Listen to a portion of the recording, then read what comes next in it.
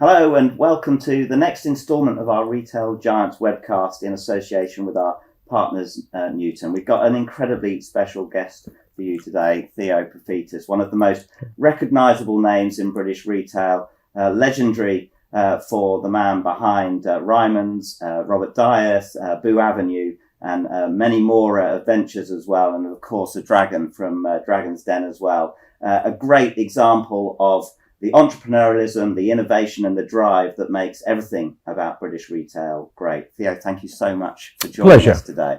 I want to start really back at the beginning of your career, because retail is one of those industries that is famous for and indeed draws so much of its strengths from its sort of meritocratic nature that you can go from the shop floor all the way to the boardroom. And you're a great example of an entrepreneur who's built a career from scratch in there.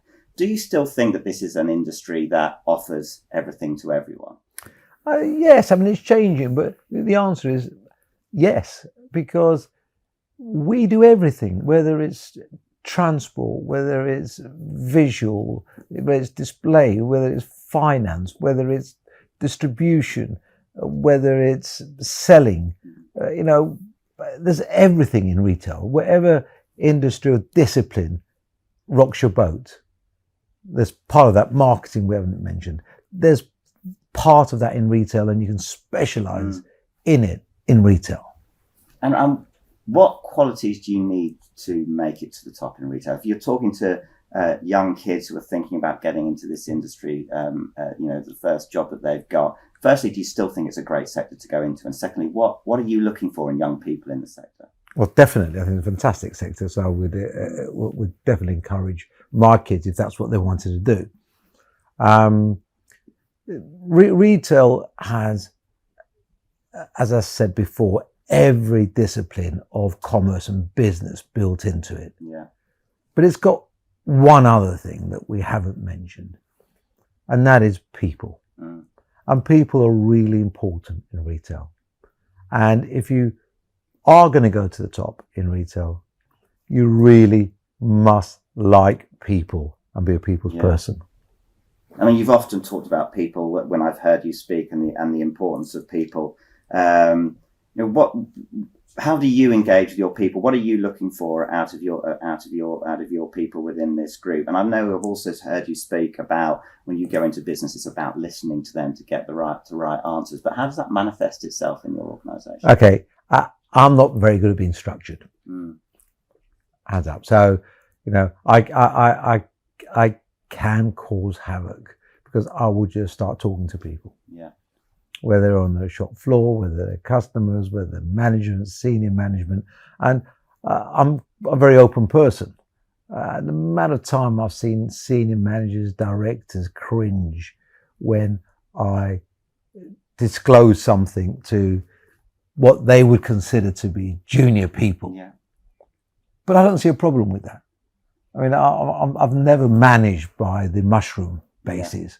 Yeah. For me, it's about being open and bringing people with you, as opposed to siloing them and getting them to do specific roles and just have the knowledge of just that specific role. Yeah. I like the wider approach where if we've got a problem, share it.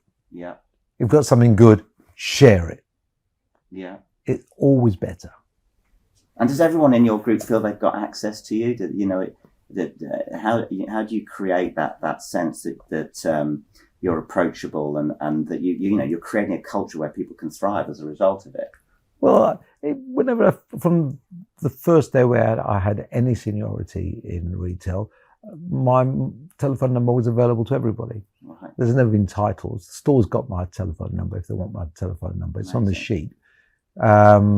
I'm very happy for store managers to get in touch with me. I'm very happy for anyone to get in touch with me, whether they've got something good to say or they've got an issue or a problem with the organisation where they feel they've not got out what they think they should.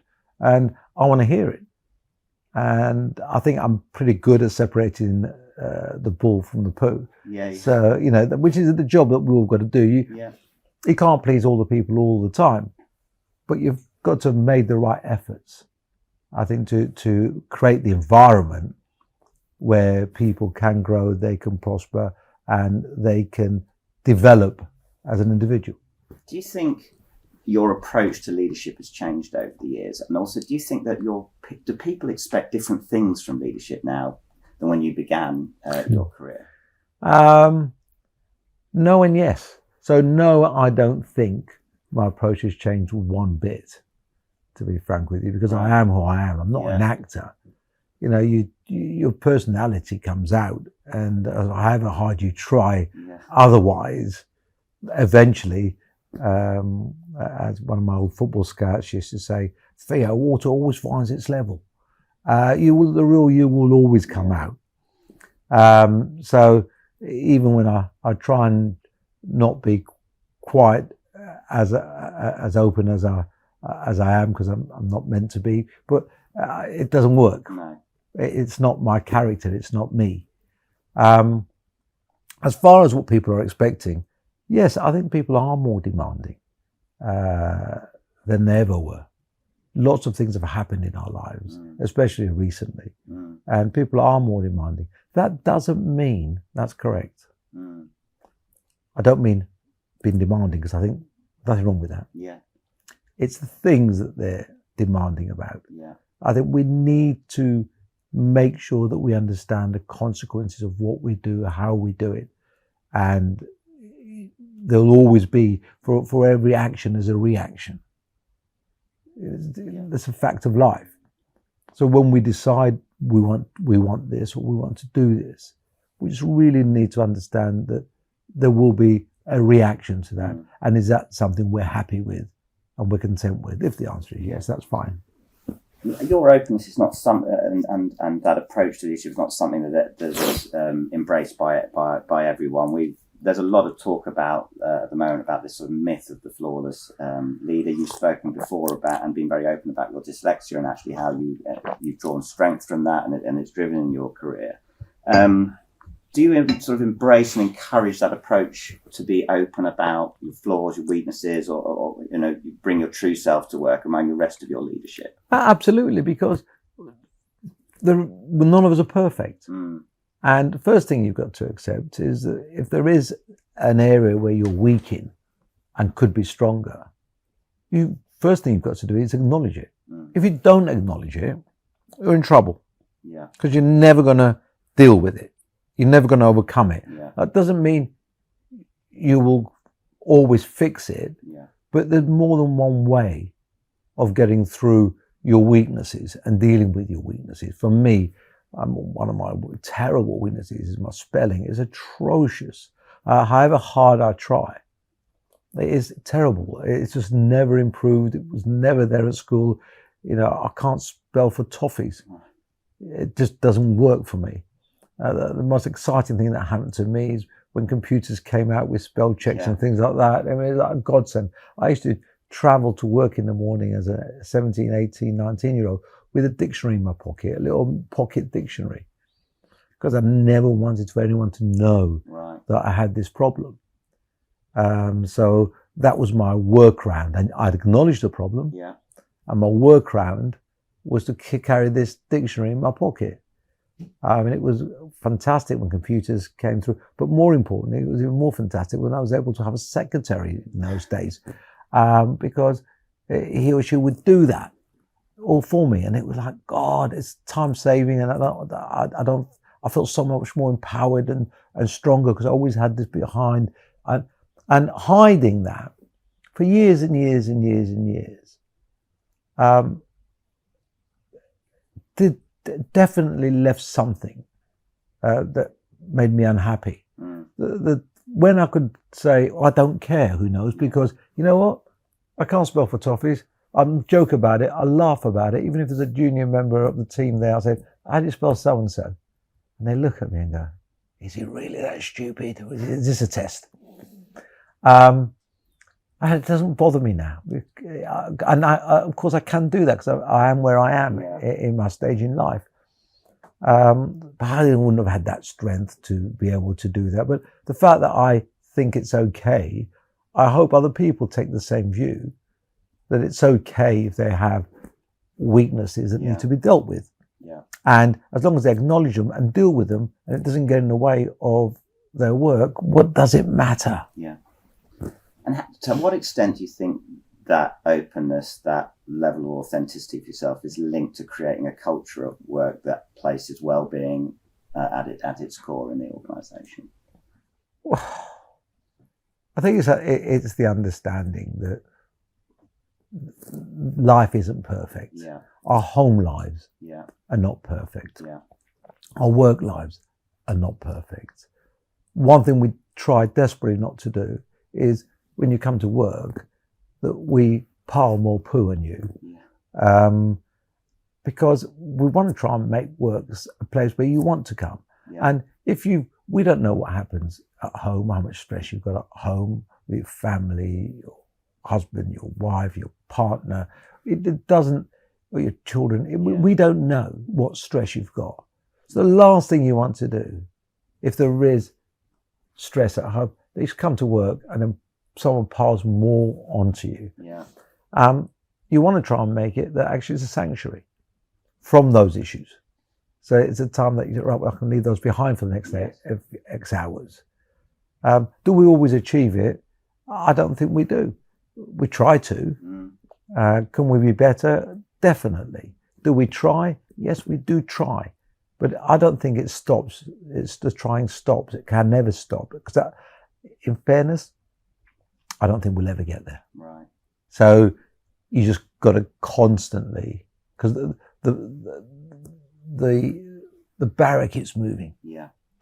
All the time, new things come that we hadn't thought about. Yeah. And there's something else that we haven't dealt with. Or say, why didn't one? And the most frustrating thing is when you say, well, why didn't we see that? And how rife is that issue? Is it a one-off, or is it more prevalent around the organisation? And hopefully you want to find out it's a one-off. Yeah. How difficult is it to change culture? If you've bought a business, acquired a business, you're trying to merge a business into the group, how difficult is it to change a poor culture into a good one? That's such a good question, and it's not one I can give you a straightforward answer with, because I've had situations where I've gone into businesses where the culture has been terrible and I was able to change it really quickly. And I've gone into businesses where the culture was not great and I really struggled. It does so depend on the people and the structure of that business. It's not an easy task. You can get some great surprises, and I'm very pleased with that. And when they've come, I've taken them and said yes, where it's happened a lot quicker than I'd envisaged. Yeah. And there's been times where you want to pull your hair out. I said, well, what more can I do? And, you know, sometimes I'll sort of do a Basil Fawlty in a meeting room or in my office. And you say, well, and you ask, am I doing everything right? Or blatantly, I'm not. Yeah. Because if I'm not succeeding, something's not right. Eventually you get there. But it is a hard thing to bring everybody with you. And the reality of it is sometimes some people don't get on the bus with you. Yeah. And they get on a different bus. And is there a particular lever that you know that you that's the most important thing to pull? Is it leadership? Is it training? Is it what are the sort of first things that you go to right? These are the foundations I've got to get in place first. I think in some instances, no amount of leadership, no amount of training is going to change an attitude that is either inherent, right, or has been drummed into somebody for such a long time, and they believe in it. Yeah. I think at that stage, you've got to be respectful and accept that someone's not going to be a flower in your garden. Yeah. There's a garden out there somewhere for them where they can flower and blossom, but it isn't going to be in your style. And some people don't like my style. Some people like structure. Yeah. You know, they like silos. And that makes it difficult when, you know, you work on a very open, laissez-faire basis where people can take as much responsibility as they want, or on one side, and then they're not allowed not to take responsibility at the other end. Mm. And for me, the people that blossom with me are the ones that just take the responsibility and ownership of what they do and want more. And some will get to a stage where they reach capacity, and that's the level they can take, but would like to try more. And that's the most difficult thing. And I'd say that's where sometimes I've not succeeded, because I will always give them an opportunity to take more. Yeah. And when I'm knowing it might be a bridge too far, and it's turned out tricky, and I should have known that. But then I keep saying to myself, when I kick myself, I should have known that. What about so and so that actually was able to deal with it, did blossom and grew? What if I'd taken that attitude and I thought the same about them? Yeah, that wouldn't have happened. Yeah. I mean, so you cause your own problems. Yes. And that accountability is true. Well, I believe that accountability is true in terms of your happiness at work as well. It's obviously a mixture of where you are, but also being accountable yourself. Are there moments in your career that you are at your happiest? And then the flip of that is, have there been times in your career when you can identify that was an unhappy period? And what did you do yourself to move through that period?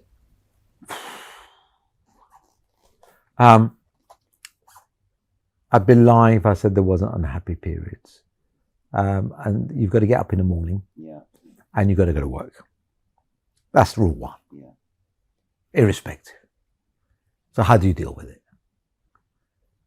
Mine, I think I've spoken about this before. Mine, I am a bit of a dreamer. So I will do something as simple as happy thoughts. You know, it's that simple. I need to get my mindset away, and I will do something as simple as think happy thoughts, things that really make me happy, things I've done that made me happy, put a smile on my face, because I know I've got to lift myself. Yes. And make the changes, because so much of it is within our control. And I don't mind making changes. And when I get to that stage where I'm not happy, I will make a change. I've been so lucky. I've had some incredible careers. I've done so many different things, normally for about 7 years, 7 or 8 years. It's like 7 or 8 year itch. Right. The constant has been retail, but I've been loads of other things in between, while still doing shopkeeping. But when I get to that stage, then I'll make the change. And you know, the minute you start having to have those happy thoughts, you know that actually you've got to make changes and you've got to change what you do. You're only on this world for a very short period of time. Who will remember Theo Paphitis? Who will remember Chris Brooke Carter in 30, 40, 50, 60, 70 years, 80 years, no matter 1,000 years. You know, we're a pinprick on a rhinoceros. It's not even that. It doesn't. We don't raise it, so don't waste it. It's just a short period in time that we're actually alive and we're here doing this, and it goes so quickly. Absolutely, great advice. Does retail still make you happy? And how happy are you about the future? What do you are you still optimistic about British retail? I will always say yes to that, by the way, because I love it. And we've gone through so much in my time, everything from recessions to pandemics to wars, you name it, we've been through it. Ryman, Robert Dars, my businesses, they've been through several world wars and survived. So then pandemics, world wars, we've been through those. Obviously, I wasn't here at the time. But I'm always optimistic. Can I see a very clear, positive path? No. And that's probably one of the few times, because recessions have been easy. You always know from recession, you come out of a recession. We've done it before, and we know we've got to button down the hatches and, not cut back too far, because we need to go again. So what can we turn off that we can turn on back quickly again, but not damage the business? All the things that common sense. It's just such a tricky time at the moment. We've got so many things up in the air. The government are really not making clear their plan. I don't doubt for 1 minute they've got one. But they do need to share. Yeah. And the fact that going underground, as we've got at the moment, which probably dates this interview, with prime ministers and chancellors popping their head up once in a while and then disappearing, and not really answering the questions about the economy. I think it's a wrong move. I think they should be more open. I think they should share. I mean, no doubt there's structural issues. We know there's structural issues, and only a fool would think otherwise. Yeah. But if you just treat us more like adults, please, that would be great. That would be my message. Excellent. One last question, and let's finish on a positive note. To the 4 million wonderful people that are working in this industry and keeping British retail afloat and alive, what's the best career advice that you've had that you would pass on to people? Wow. I've had lots of business advice, which I remember. But if I keep it really, really, really simple, and that is follow your passion. Enjoy what you do. And it's there. There is something for you that you will enjoy and be passionate about and get something out of your work life, not just your social and private life. Fabulous.